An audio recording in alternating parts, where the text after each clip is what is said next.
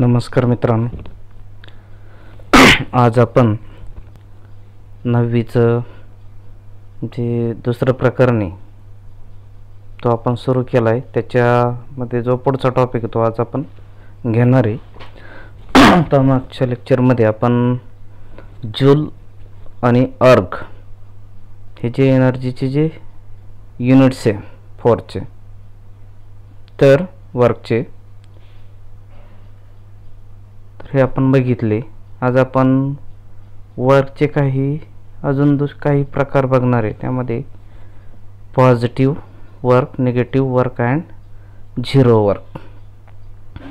आता यामध्ये आपण जर बघितलं, आता थिंक बिफोर यू आन्सर. आता उत्तर देण्यापूर्वी काय करायचं, विचार करायचं. काय सांगितलं आहे इथं, discuss the direction of force and of displacement in each of the following cases. आता काय सांगितलं आहे का काहीच्या पुढच्या काही केसेस दिल्यात. यामध्ये काय सांगितलं आहे, त्यांची जी डायरेक्शन आहे कशाची, ऑफ फोर्स, बलाची दिशा आणि विस्थापन याविषयी काय करायचं आहे, डिस्कशन करायचं या पुढच्या ॲक्टिव्हिटीमध्ये. आता ॲक्टिव्हिटी कोणत्या बघा, पुशिंग अ स्टॉल व्हेकल. आता पुशिंग अ स्टॉल व्हेकल. आता काय एक स्टॉल व्हेकल म्हणजे स्टॉल कशाला म्हणतो आपण, एक रस्त्याच्या शहरामध्ये रस्त्याच्या कडेला काही स्टॉल लागतात ना, ती गाडी, तर ती गाडी काय करते, लोटणे. नंतर दुसरं, catching the ball which your friend has thrown towards you. तुमच्या मित्राने तुमच्याकडे फेकलेला जो बॉल आहे तो काय करायचा आहे, तो कॅच करायचा आहे. नंतर तिसरं, टाईंग अ स्टोन. तर टाईंग अ स्टोन म्हणजे दगड बांधलेला आहे to one end of the string and swinging it round and round by the other end of the string. एक दोऱ्याच्या साहाय्याने एक दगड बांधला आहे आणि तो काय दुसऱ्या टोकाने, दुसरा टोक जे दोऱ्याचा तो धरून काय करते, गोलाकार असं फिरवतं. ही तिसरी ॲक्टिव्हिटी.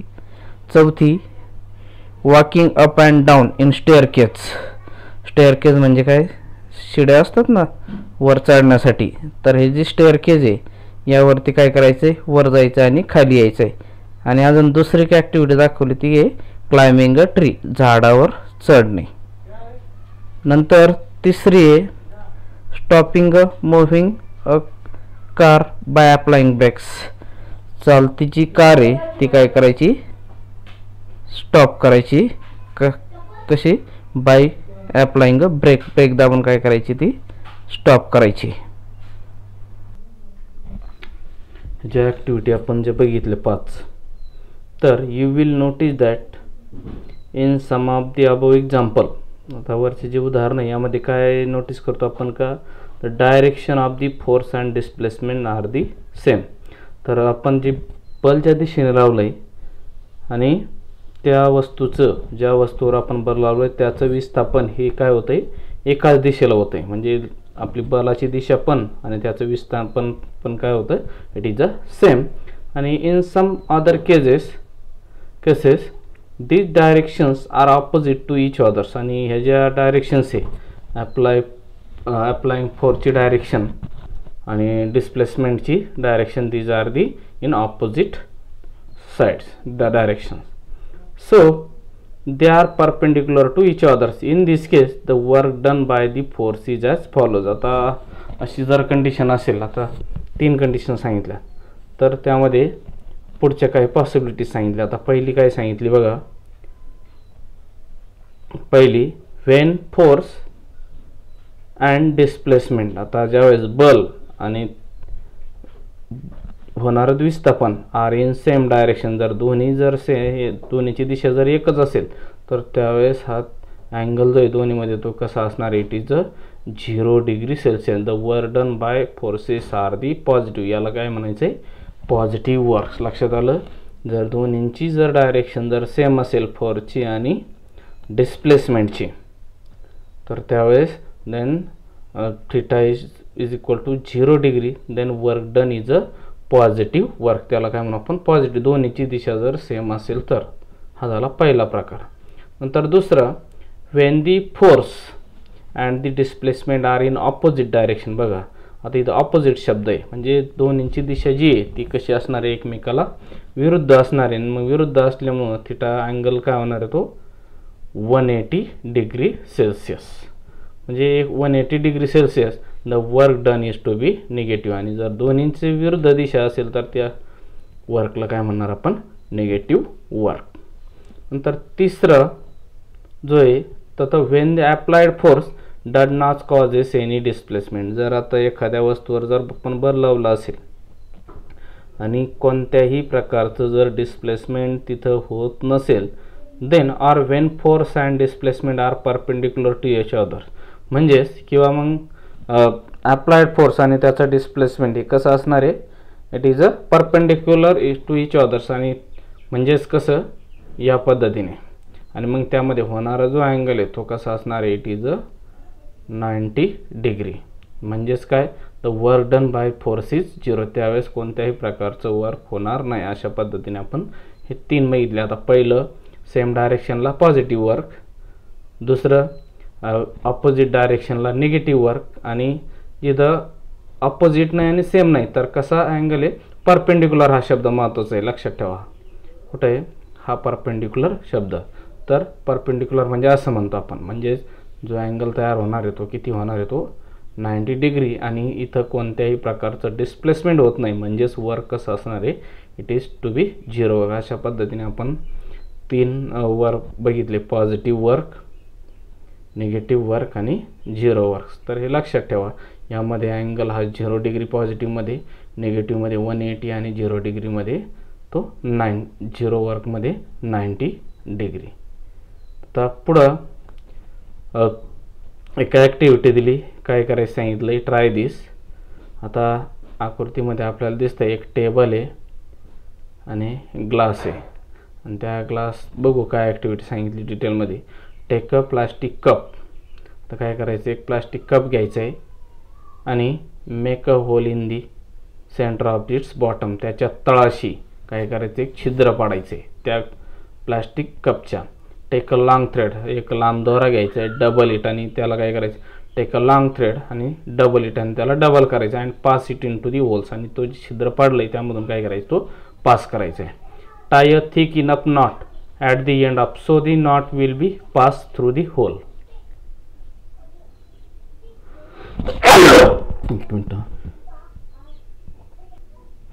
काय केलंय, त्याला एक आपण नट नट माहिती आहे ना, ज्याला आपण आट्या म्हणतो ना, असं फिट करतो बघा. एखादी वस्तू जर फिट करायची असली तर आपण नट टाकतो, एक चाकी असते ना, तर तो नट घ्यायचा आहे. Will not pass through the hole. तर तो असा घ्यायचा का तो त्या होलमधून तो पास होणार नाही. नंतर take through the hole, taking care that, अशी काळजी घ्यायची, 2 loose ends are below the bottom of the cup. Tie nut is to 2 ends. म्हणजे दोन्ही याला काय बांधले आपण, एंड्सला आपण हे नट्स बांधले. आता ॲज शोन इन फिगर 2.4. आता इथं या आकृतीमध्ये दाखवल्याप्रमाणे इथं एक नट दाखवला आहे आणि इथं एक नट दाखवला. असे 2 दाखवले, एक ग्लासच्या आतमध्ये आणि एक ग्लासच्या बाहेर. आता पुढं दुसरा paragraph, as shown in figure A, put a cup on a table. तो कुठं ठेवायचा, टेबलवर ठेवायचा आहे. Keep one of the nuts into the cup. एका कपच्या आतमध्ये and let the thread carrying the other nut hang down. आणि दुसरा नट काय करायचं, तो हँग लटकत्या पोझिशनमध्ये तो ठेवायचा आहे, as shown in figure that. Along the side of the table what happens. काय होईल बरं,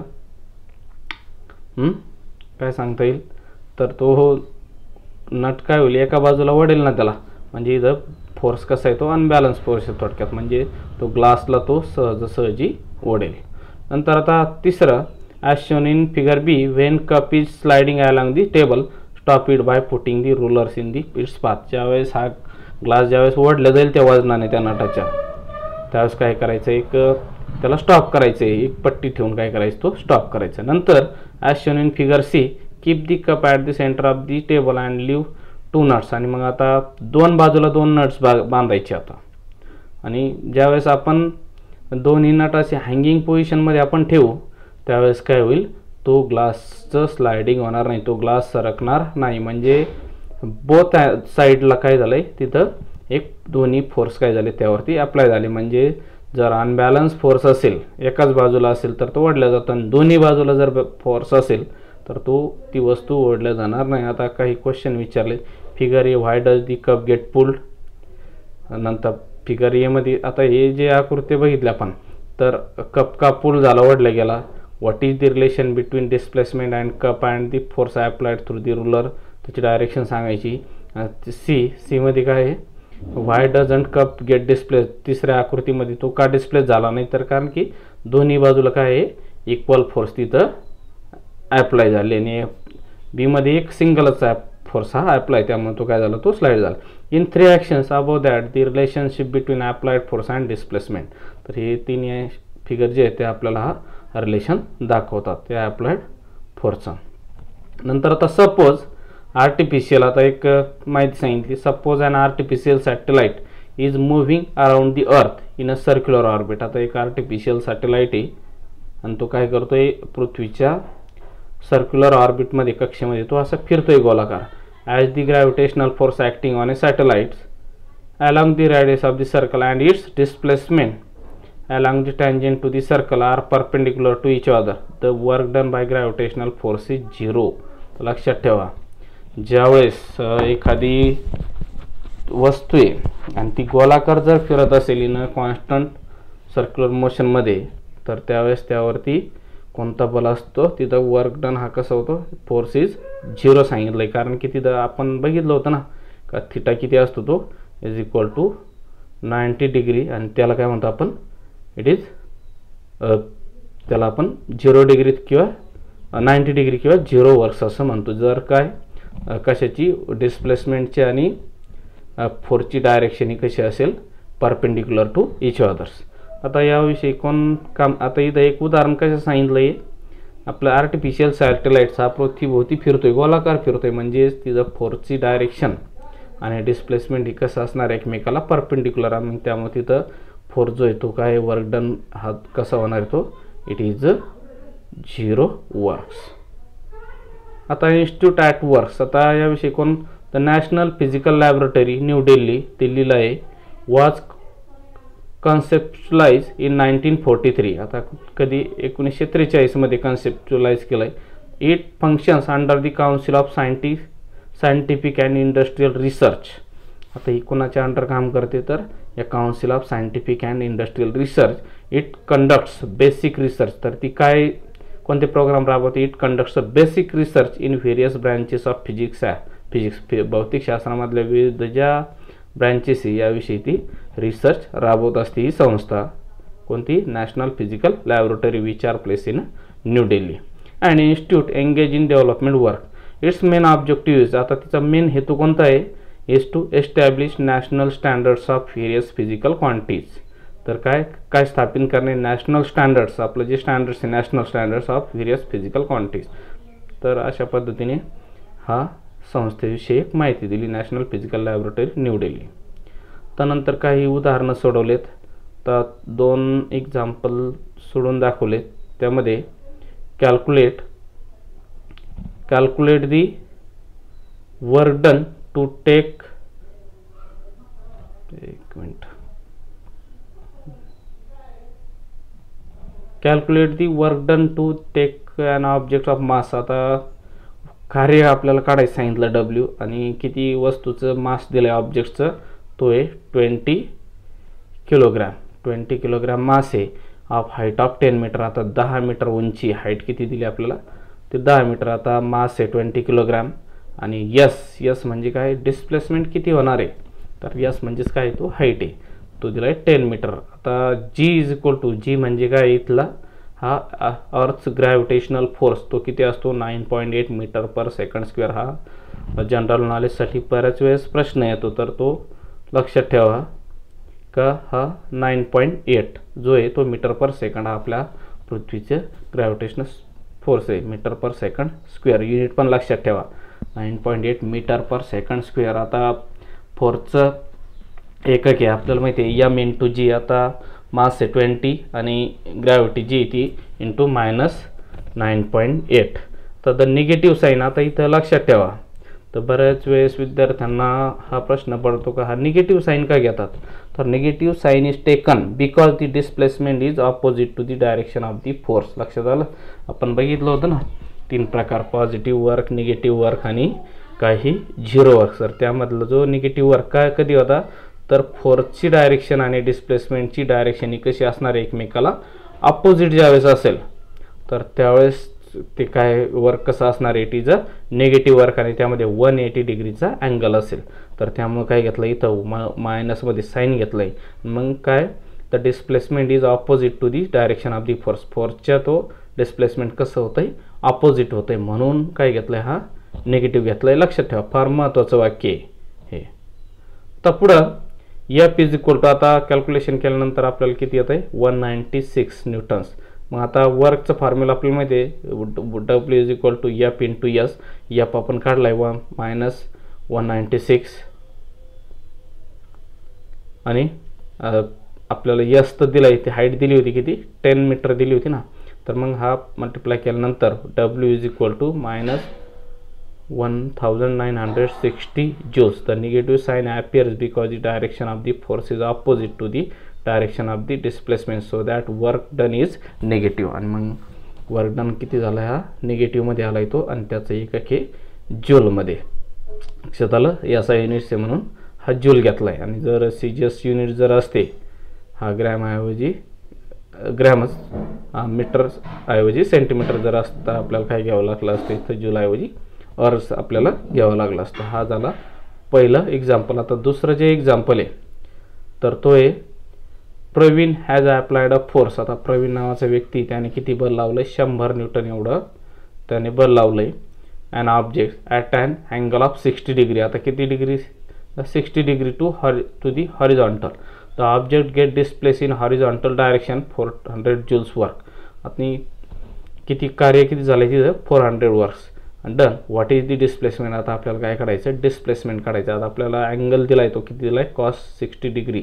आणि आपण त्याच्या पहिल्या लेक्चरमध्ये बघितलं होतं आपण किती घ्यायचं, तर 1/2 घ्यायचं तो कॅस.